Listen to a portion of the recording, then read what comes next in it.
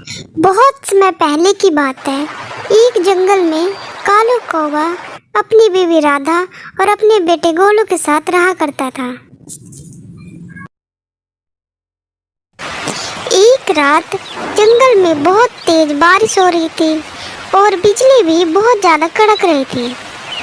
बुलबुल चिड़िया के बेटा बबलू बहुत छोटा था। उसने बारिश का मौसम पहली बार देखा था। बबलू बहुत डर रहा था। तभी वह कहता है, मम्मा, मुझे बहुत डर लग रहा है। बेटा, डरने की क्या बात है? बारिश ही तो हो रही है। इधर आओ मेरे पास, मैं तुम्हें अपने पंखों में सुला लेती हूँ। और बबलू डरते डरते सो जाता है और बुलबुल भी सो जाती है। उधर दूसरी तरफ गोलू कौवा, राधा कौवी और उनका बेटा गोलू भी सो रहे थे। तभी गोलू उठकर अपनी माँ को बोलता है, मम्मा, मम्मा, मुझे बहुत भूख लगी है। चुप कर जा, देख नहीं रहा बाहर बारिश कितनी हो रही है। चुपचाप सो जा, नहीं तो एक दो थप्पड़ लगा दूंगा। तभी राधा कौवी जाग जाती है। क्यों डांट रही हो मेरे बेटे को? बाहर इतनी बारिश हो रही है और इससे भोजन चाहिए इतनी रात को। गोलू अभी बच्चा ही तो है और बच्चे को तो भूख लगी जाती है। कालू मेरे प्यारे पति, तुम बुलबुल चिड़िया के घर जाओ ना, उसके घर में जरूर कुछ होगा खाने को। जल्दी से जाओ, बहुत भूख लगी है मेरे बेटे को। और फिर कालू कौवा बुलबुल चिड़िया के घर चला जाता है। जाकर बुलबुल चिड़िया को आवाज लगाता है। तभी बुलबुल चिड़िया और बबलू जाग जाते हैं। कौन है बाहर? बुलबुल, दरवाजा खोलो, मैं हूँ कालू कौवा। और फिर बुलबुल चिड़िया दरवाजा खोल देती है और कालू घर के अंदर आ जाता है। मम्मा, ये कौन है? बेटा, ये कालू अंकल है। क्या हुआ कालू भैया, आप इतनी रात को आए?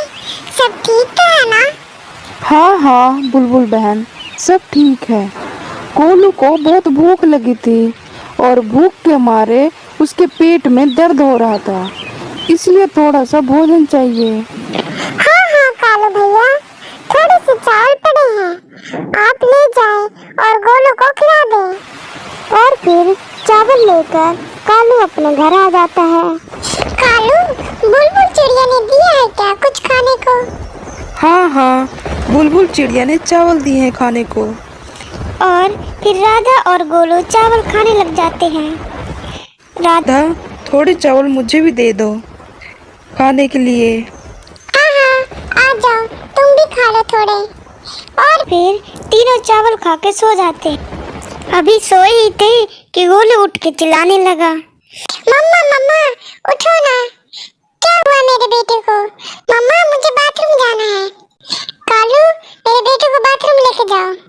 कालू कौवा राधा कौवे से बहुत डरता था, इसलिए बिना कुछ बोले वह गोलू को बाथरूम कराने ले जाता है। और फिर कालू गोलू को बाथरूम करा के घर ले आता है। अभी कालू सोया ही था कि फिर से गोलू आवाज देता है, मम्मा मम्मा, उठो। अब क्या हुआ मेरे राजकुमार को? मम्मा, मुझे बहुत प्यास लगी है। कालू कालू, मेरे सुंदर पति, ले जाओ ना मेरे बेटे को नदी के पास पानी पिलाने। कालू गोलू को पानी पिलाने नदी के पास ले जाता है। कालू घर आकर सो जाता है। तभी गोलू फिर से कहता है, मम्मा मम्मा, उठो ना।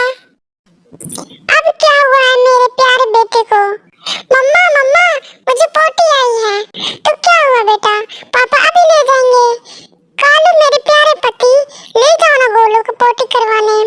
फिर कालू गोलू को पोटी करवाने ले जाता है और कहता है, मेरी तो सारी जिंदगी खराब कर दी इन दोनों माँ बेटों ने। मैं तो फंस गया इससे शादी करके। और कुछ करना है तो अभी कर ले, बाद में मत बोलियो। कालू कौवा घर आके देखता है राधा मजे से सो रही थी। फिर कालू और गोलू भी सो जाते हैं और फिर कुछ ही देर में दिन निकल आता है। सारे पक्षी खाने की तलाश में जा रहे थे।